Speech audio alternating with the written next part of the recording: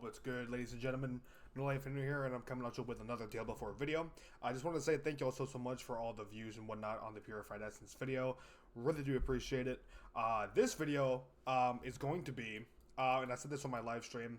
I was trying to make a build guide for the Barb and the Sorcerer. First, I'm gonna do the build guide for the Barb. Of course, love Barb, shit ton of fun.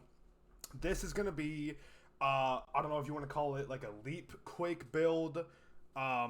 It's not a Hoda Quake build because the only way we can get Earthquakes is from our Leap. So it's pretty much a Leap Quake build. However, it involves Hoda because of our chest piece. There's a lot of words here. Long story short, whenever we have our Earthquakes on the ground, our Hammer of the Ancients, when our Hammer of the Ancients like hits it, hits our big Earthquakes, our Earthquakes go boom, right? So so it's pretty much a Leap Quake build mixing in with Hoda. That is the build. Obviously on Barbarian, I'm gonna give you guys the runes, the Paragon, all that stuff you guys need to absolutely fucking obliterate and blast with this build.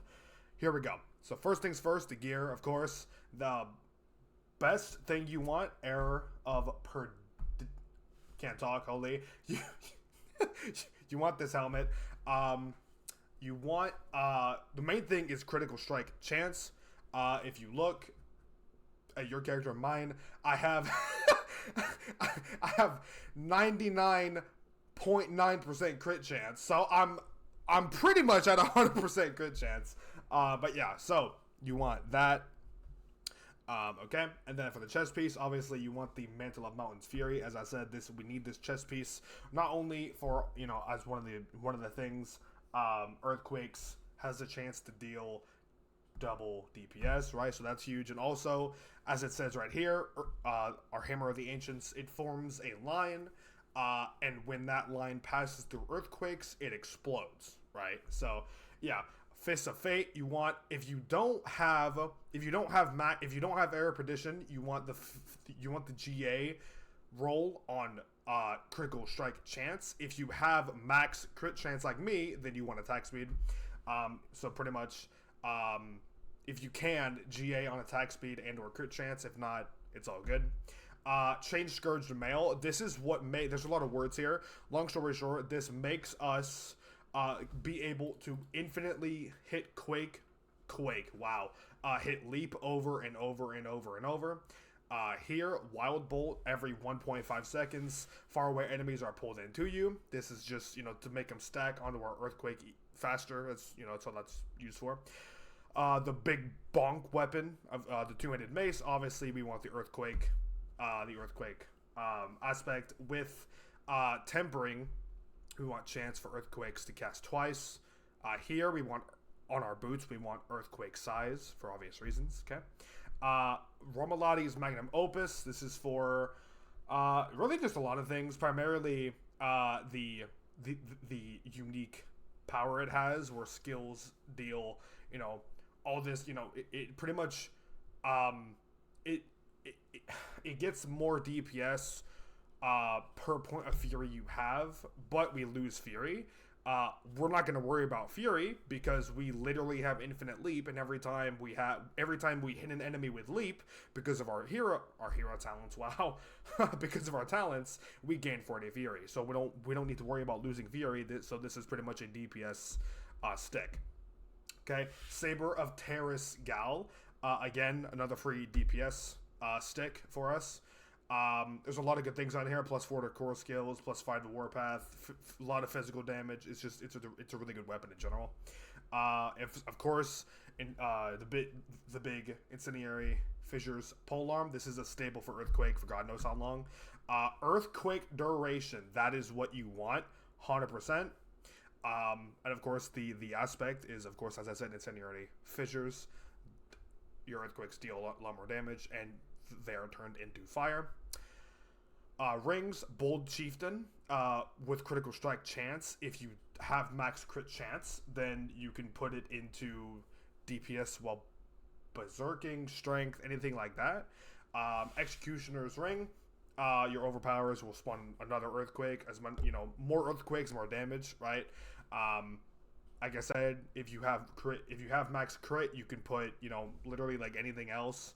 I even still, I'm at 99.9. So the neck, I have Bukathos. This is our main damage in a sense, because this guarantees every time we hit leap, we crit an earthquake that deals physical damage over 4 seconds, right? And every, because of our pants, every time, we have infinite leap because of our pants, and because of our neck, the leaps create earthquakes, right? You want, earthquake size, max life, strength, stuff like that. You want, if you, obviously crit chance. If you don't have crit chance, gems, of course, you want rubies and everything other than in the pants. The runes should be in the 2 weapons, but I fucked up my weapon because I sanctified it without putting in another socket slot. I didn't put in another one, so I'm losing a tiny bit of strength. But you want rubies in the helmet, chest, and pants. The runes you want, the ultimate bis runes that you want: Moni Zan, cast 2 mobility or macabre skills. Obviously, leap is a movement skill. Okay, right? And then of course, Yol Tech, cast a skill with a cooldown, leap. Right? Every time we cast a skill with a cooldown, it gives us another earthquake. So those are the runes. Of course, you want the emeralds and the weapons. Diamonds for the resistances.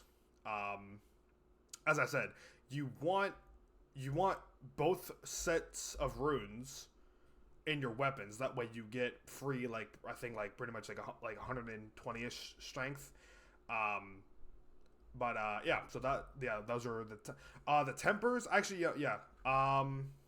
earthquake size is huge here. The neck, DPS while enraged. That's right. I think that's pretty obvious on this ring. Right here, same thing. Damage while enraged. That's really it. It's So those are the runes, gems, tempers. Okay, so next we're gonna go to skill tree first. Okay. Okay. All right. I'm gonna expand this a little bit. All right. So the first thing is Lunging Strike. We're never gonna use this. We just use it to get to here. We want 1 rank.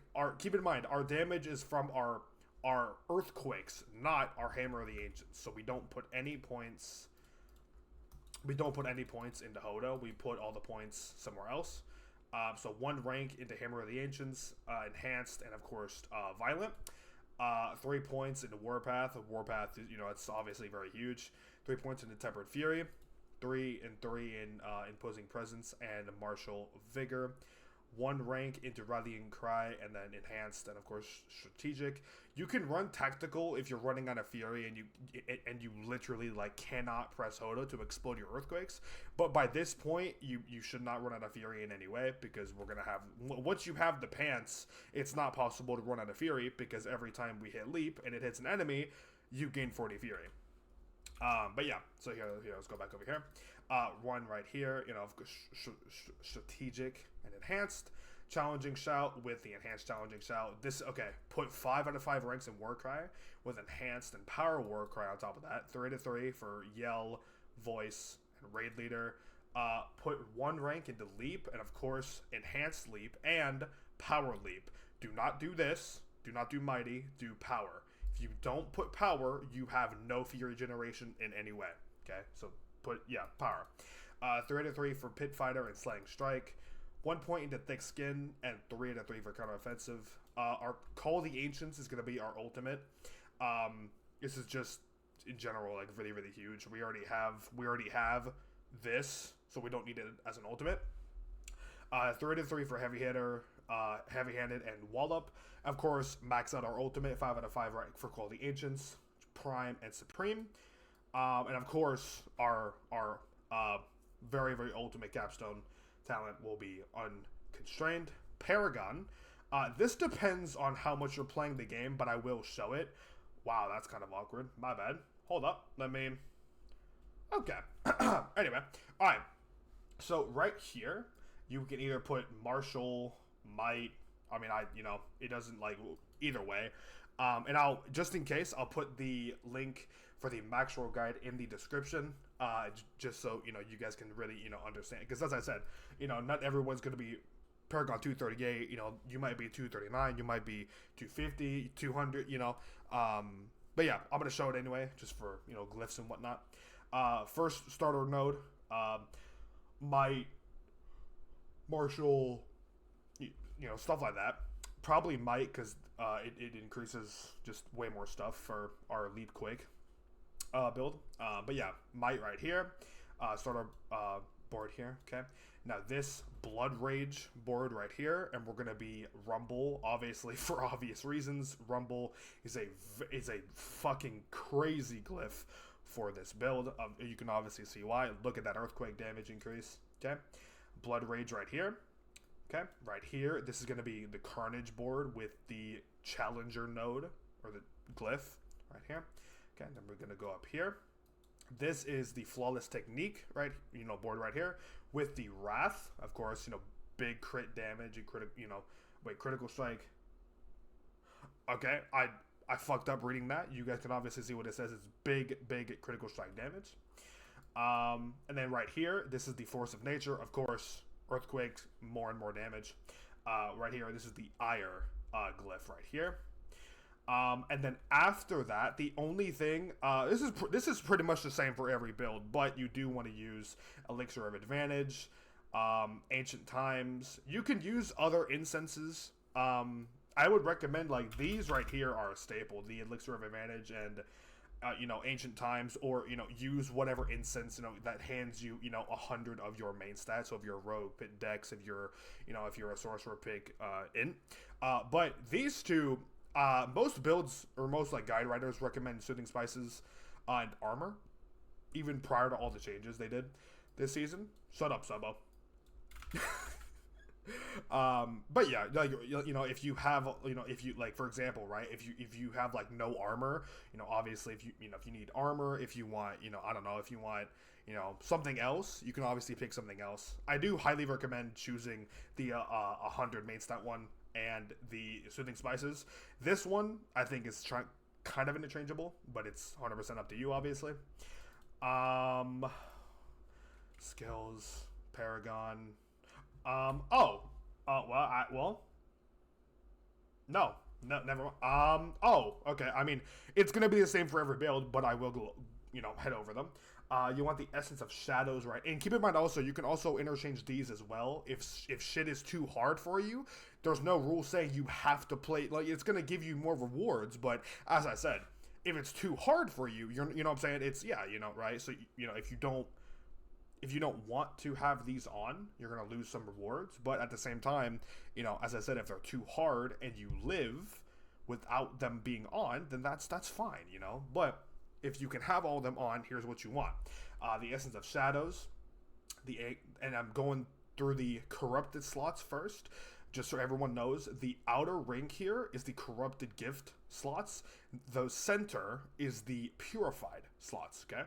All right? So Corrupted, okay? Here we go, okay? Essence of Shadows right here, okay? Essence of Anguish right here. Essence of Hellfire right here. Okay, this is a huge one, okay? Right? Essence of Squalor, so is the Essence of Sin as well, right here. Essence of Sin is huge as well. But yeah, Essence of Squalor right here. Now we're going to Purified slots. Pain right here. Lies right here. Screams, and Sin. Those are the Purified. I'm relatively sure those are the exact same slots for every build, because I'm pretty sure they can only go like this. The Mercenaries, I mean, honestly, these are really, really interchangeable. A lot of people recommend Subo for the first one. In my eyes, it doesn't really matter what you pick for this one, because I'm going to be honest, the primary reason that this guy gets picked instead of Rahir is because he can show you shit on the map that you wouldn't normally be able to see. Yeah, right. So, and of course our reinforcement, I think on any class is going to be very on it with the Bloodthirst talent. Gives us 10% attack speed, very nice. You want to make sure that this is, it's set like this. Cast when a player is, cast when the player is in combat. Just make sure of that. Obviously, make sure you're reporting all that stuff. You can also buy a lot of free shit from the den, so make sure you have all that stuff. But no, that's pretty much it though, guys. That is the Leap Quake Barb. Really, the only change that you could do is if you want to push like Omega hard, the only change is that you would take off one of these rings and put a Ring of Sword of Skies on there and put in Crown Evolution with CDR as the GA. But other than that, I mean that's really it. The only other thing I would say, if you're not at this stage where you're kind of like at like the very end of your item journey in a sense, if you want, you can instead of doing two-handed axe expertise, you can do polearm. But other than that, that's really it though, guys. As I said, I will put the guide for max roll in the description, man. I really hope you guys have a lot of fun with this build. Let me know in the comments if I missed anything, guys. But as I said, I'm having a shit ton of fun this season. I hope you guys are too, especially with the Goblin event and all that stuff going around. Merry early Christmas or happy holidays or whatnot. And guys, I will see you guys in the next video, man. Peace.